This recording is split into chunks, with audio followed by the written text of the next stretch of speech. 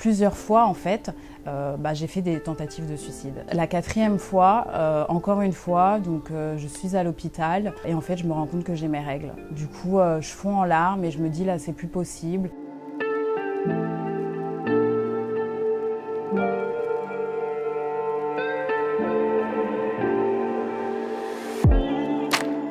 Je me sentais nulle, je perdais toute confiance en moi, c'était des crises de pleurs. Je me sentais extrêmement triste, stressée, je doutais. Je voyais que ça revenait, que c'était cyclique en fait. Il y avait des moments où je me sentais bien, à l'arrivée des règles, j'avais comme un nuage qui partait.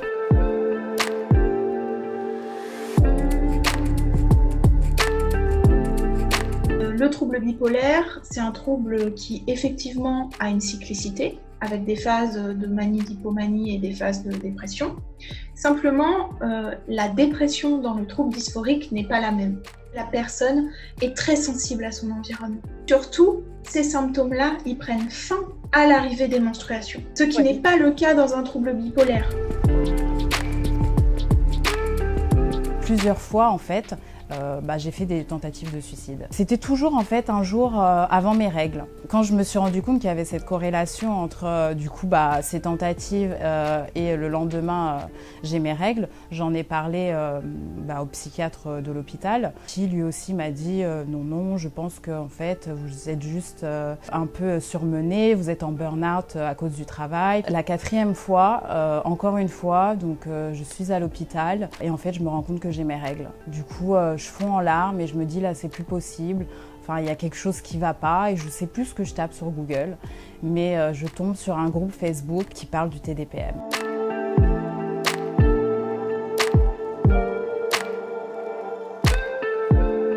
Dans les pays anglophones, c'est connu, il y a déjà une petite démarche, mais c'est toujours pas ça. En France, c'est le néant. Donc je suis arrivée chez mon médecin avec mon traitement, il m'a dit mais qu'est-ce que vous prenez, jetez-moi ça, vous n'avez pas besoin de ça. Donc moi je ne savais plus qui croire, j'étais déjà dans une détresse psychologique. Moi je fais confiance à la médecine française, j'ai grandi ici, du coup j'ai jeté le traitement. C'est la descente aux enfers.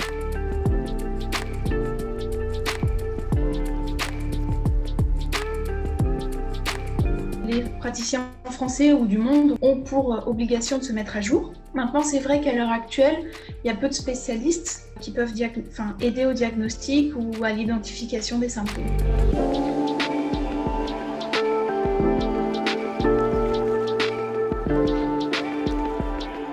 À l'heure actuelle, on a des traitements pour à peu près toutes les petites maladies qu'on peut vivre au quotidien, la grippe, la gastro. Ce sont des maladies qu'on peut attraper une fois, 2 fois, 3 fois l'année.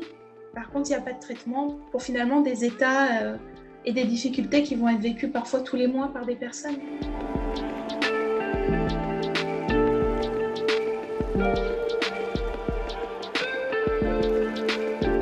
J'ai mis près de 10 ans à poser un diagnostic sur ce trouble. C'est énorme, j'aurais pu éviter énormément de choses si j'avais su plus tôt. Avoir un trouble du cycle menstruel et ne pas le savoir tôt, ça fait qu'il y a des inégalités au niveau de l'école, au niveau de la vie sociale et aussi de la réussite professionnelle.